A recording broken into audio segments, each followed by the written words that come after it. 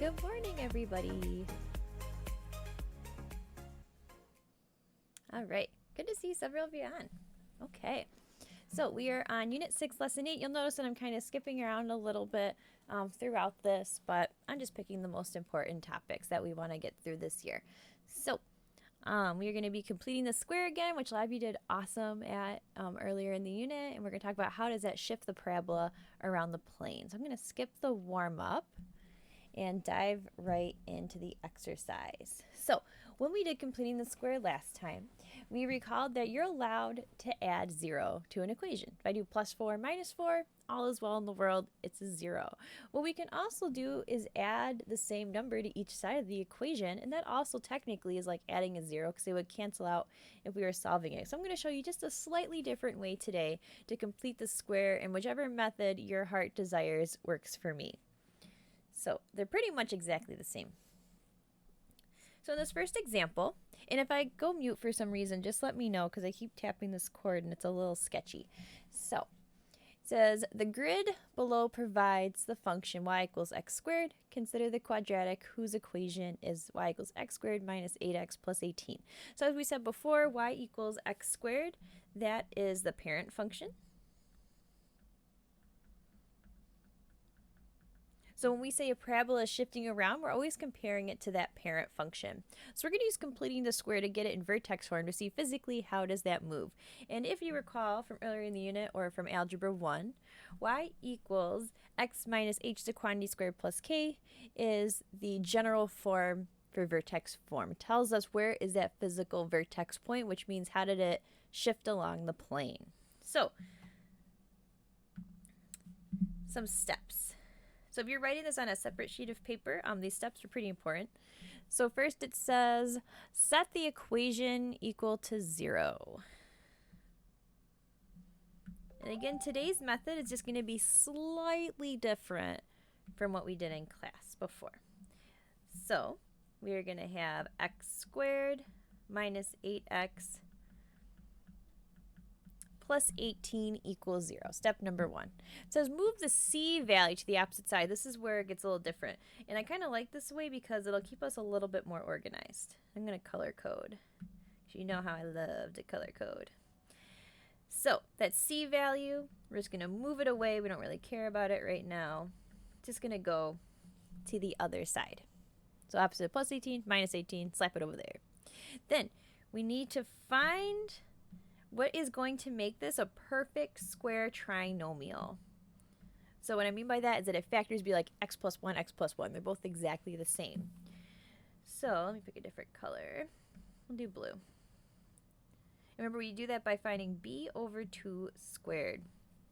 So if I did b over 2 squared, that would be like 8 over 2 squared, which is 4 squared, which is 16. So therefore, if I had x squared minus 8x plus 16, you'd be like, ah, sweet, it's going to factor beautifully. But remember, we need to offset that plus 16. Now, before we could say minus 16, or what we could do is do minus 18 and plus 16. So this is going to be a little bit different. What we did last time, which I'll just put here, is you could have also done x squared minus 8x plus 16 minus 16. That's what we did last time. Okay, but I was going to do it slightly different today. Let's do orange. And then next is factor the left and simplify the right. So since this is a perfect square trinomial, it's going to factor beautifully. It's going to be x minus 4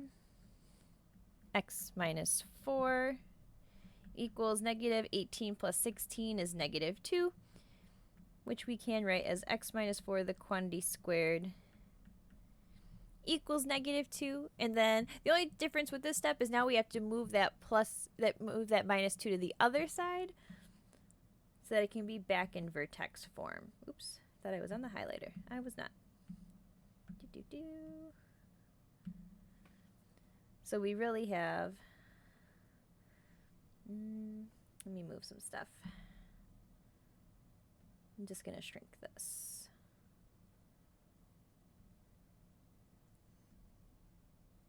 There we go. Nope, that also moved. That. All right, now I've got space.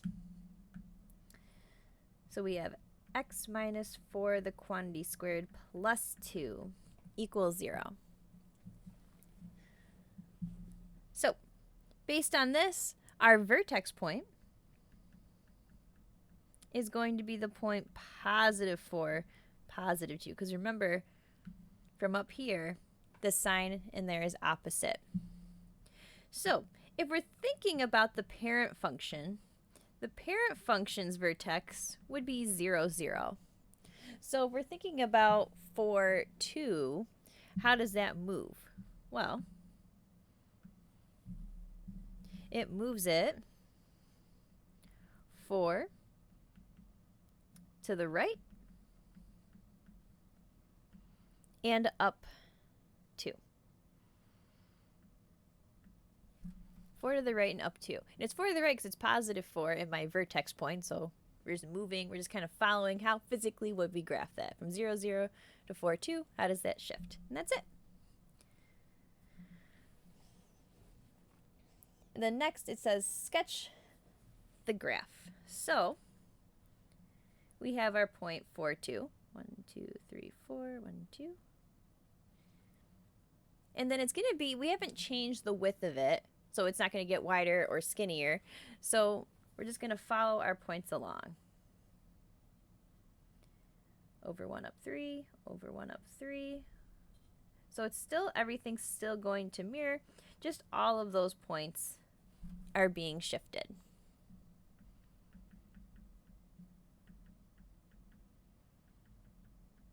Okay. Or how we wrote it, x minus 4 the quantity squared plus 2. And remember, to make sure that you factored it, or excuse me, that you completed the square correctly, you can always put the original in y1 and the form that you got in y2, and if those tables match up, then you're all set. So I'll give you a moment to get that down. And if I need to scroll back, just let me know. No big deal. Ah, Christian and Justine, welcome. Hello. I see that you're on there. Okay. So again, just chat if you're like, I was still writing that. All right. So far we've only really done completing the square when we have just a regular 1x squared. So what happens if our a is not equal to 1? So if our a is not equal to 1, we are going to factor out the a value. So whatever the a is, we're going to factor it out, and then we'll be able to complete the square like we wanted to. So we check out example A. Again, we want this to be equal to 0. So we're going to have 3x squared plus 12x minus 2 equals 0. And we're going to factor out a 3. Now you might be thinking, Mrs. Sadler, the GCF is not 3. Well, that's okay. If I factor out a 3, remember factoring is just opposite of distribution. So the first two, you're going to be like, okay, those factor out nice. Hold on, my pen froze a little bit there. There we go. Pen gets glitchy on me sometimes. But then you got to think, all right, well, how do you factor a 3 out of a 2? They don't work. Well, we got to think, what would I have to multiply that by to get back to the original? It'd be minus 2/3. Because if I did 3 times 2/3, I just get 2. So it still works out. And notice that I factored everything, both sides, those parentheses around the whole shebang. So that was step 1. And then if we go back up to look at step 2, we're going to move that 2/3 over to the other side.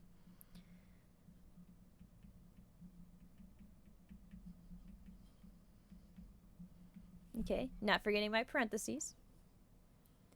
And now we're going to do our b over 2 squared. So our b over 2 squared is going to be 4 over 2 squared, which is just going to be equal to 4. So we have x squared plus 4x plus 4 equals 2/3 plus 4. And again, just slightly different than last time, but still pretty much the same. And now we're going to factor the left side. So that's going to be x plus 2 and x plus 2. Well, I need some extra parentheses in here. Going parenthesis crazy today. And then if we combine 2/3 and 4, we should get 14/3. And then if I want to clean this up just a little bit, we have x plus 2, the quantity squared. And I'm going to, no, I won't do it in 2 steps. Okay. Just be careful with all those parentheses, lots of them happening. Okay. And then I'm going to move that 14/3 back over. Oops. Not equals, silly me, minus. Okay, don't forget that equals 0. It's super important. We're still dealing with an equation here. You might be thinking, God, Mrs. Sadler, this looks kind of ugly. It's okay. Let's distribute that 3 back in. So we have 3 times this quantity squared minus 3. I'll even draw my little distributing marks. How about that? So we know we're distributing back through. So 14/3 times 3 is just going to be 14. And this is not going to affect, having that 3 out front is not going to affect our turning point. What it does affect is how either wide or skinny our parabola is. But for now, we're just identifying the turning point. So our vertex is going to be -2, -14. So that 3 does not affect the vertex. It affects the wideness or skinniness of it, which is a lesson for another day. So hopefully that wasn't too bad. Hello, Buffalo Bills 5, whoever you are. Questions so far? Are we okay?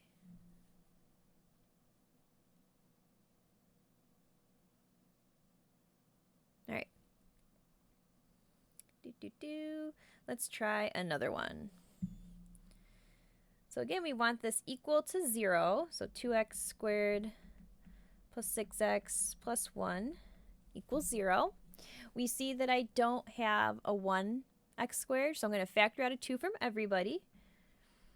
So we have 2x squared plus 3x plus 1/2 equals 0. And again, don't forget those parentheses, super duper important. We can subtract over that half.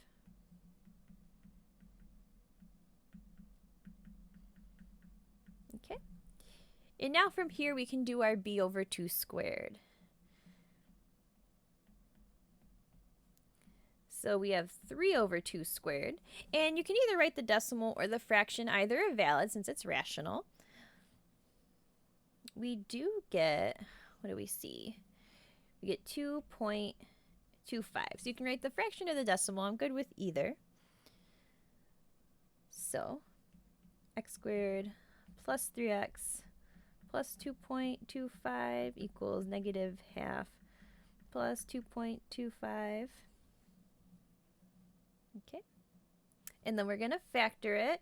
Now, we always know once we do this, our double bubbles are going to be the same. So I'm just going to kind of skip the step of writing it out twice. So we'll have x plus, and remember, the thing that is on the inside of the parenthesis is whatever your b over 2 was. So 3, you can write it as 3 over 2, or you can write it as 1.5. Either is valid for me. Equals, and we got to combine those. We get 1.75. Close those parentheses up.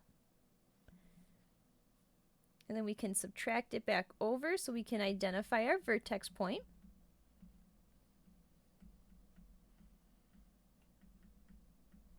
Okay. And then we're going to distribute this back through so we get our equation back equal to y. So we get 2 times x plus 1.5, the quantity squared, minus 2 times 1.75, that's going to be 3.5. We'll say y equals this. So from there we can identify our vertex point, which will be 1.5, negative 3.5. Okay, and actually if I want to describe, I think I'm going to describe how these moved. Just because, why not, right? So for over here, this went left 2, down 14. And over here, we went left 1.5 and down 3.5.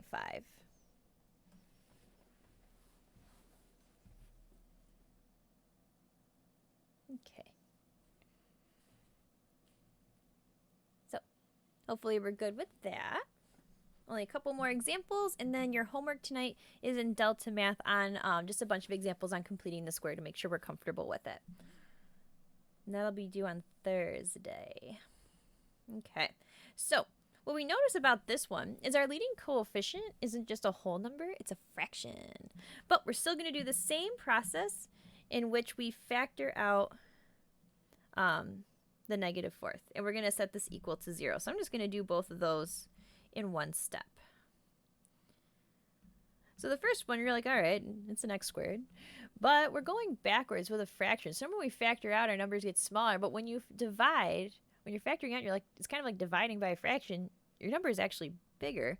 So we're going to get minus 20x plus 80. And don't forget those signs change because we're factoring out a negative number. So if we were to distribute these back in, negative fourth times negative 20x would give us positive 5x. Negative fourth times positive 80 would give us negative 20. So we always want to make sure to distribute those back in your head really quick just to make sure everything is working out. All right. I'm going to slide that 80 over to the other side. And we can do our b over 2 squared. So we're going to have negative 20 over 2 squared, which will give us negative 10 squared, which will be 100. So we have negative fourth x squared minus 20x plus 100, and then negative 80 plus 100. I'll cut these out, move that away. Go over here. Ah, I moved my parenthesis. Sad day. There we go. All right. And now we're going to factor and combine. So x minus 10, the quantity squared, equals 20. We can move it back over, that 20 that is. So x minus 10, the quantity squared, minus 20 equals 0. And then we can distribute this back through. Okay. So we have negative fourth, x minus 10, the quantity squared, plus 5. I should say this equals y. And now we can identify our vertex point. Or actually, no, we don't have to. I'm just going to leave it like that. Okay. Very good. Down below, sometimes changing a problem into vertex form can be like a lot of work, right? Especially when you got one where you're like, oh crap, it's a fraction. No, like this is awful. It's not really that awful, as we saw. But there's other ways to do these. So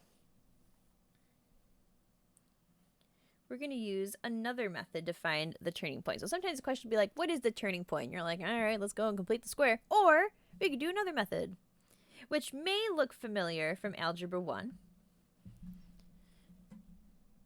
X equals negative b over 2a. So hopefully you did that in Algebra 1, and it is a little piece of that quadratic equation. So if we want to look over here, our a is equal to 1, b is equal to 6, and our c is equal to negative 12. So really, all we're doing is a bunch of plugging in. So x equals negative b, which would be negative 6 over 2 times our a, which is 1. So our x value to our turning point, negative 6 over 2 is going to be negative 3. Well, if I know an x value, I can certainly find a y value. So if I did f of negative 3, we have negative 3 squared plus 6 times negative 3 minus 12. Ooh, that is not a 2. Ooh, there we go. A little better. And then we just got to simplify this out. So what do we get? 9 minus 18 minus 12. Which one the dust settles?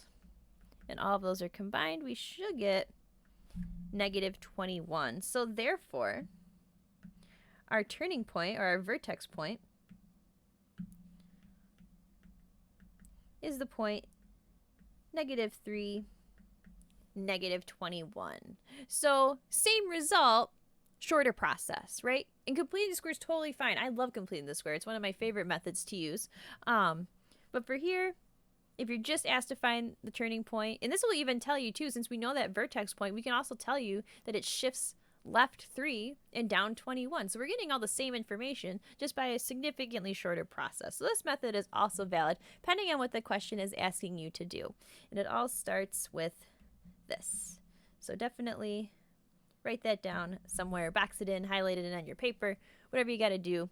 It's a nice little method to get the vertex point. Now, if it says put the equation in vertex form or shifted form, we got to complete the square. But if it's just like, hey, what's the vertex? Bam, you can do this. All right. So let's try that again. We have A is equal to 2. B is equal to negative 8. And C is equal to 13. So if we do X equals negative B over 2A, we have minus negative 8 over 2 times 2.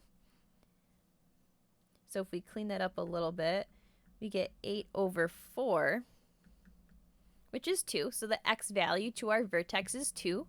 Once I know my x value, I can plug it in to find my y value. So he's got to solve this for g of 2. So 2 times 2 squared minus 8 times 2 plus 13. Hello, Blurt Tishy. Not sure which student you are, but hello. Hope you're having a fabulous day.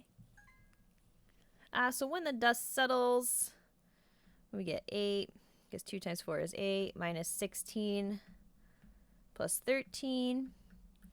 So that's going to give us a value of 5. So therefore, our vertex is the point 2, 5. It shifts the parent function right to up 5.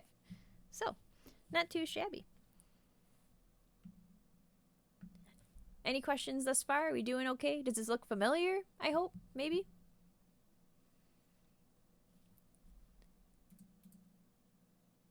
Okay. So, your homework tonight is in Delta Math, and it's on completing the square. It's a little bit longer than the past few. That's because I put a bunch of different kinds of questions with completing the square in there, and it is due on Thursday, which is April 2nd, and that will be the date of your next video / assignment. I'll post the details. I think it's just going to be a review, so stay tuned in Microsoft Teams. In the Files tab, I will post what we'll be doing on Thursday as we get closer to that day. I'll probably post it on Wednesday. So have an awesome day. If you have any more questions, feel free to email me. We can Zoom, whatever works for you. So bye-bye.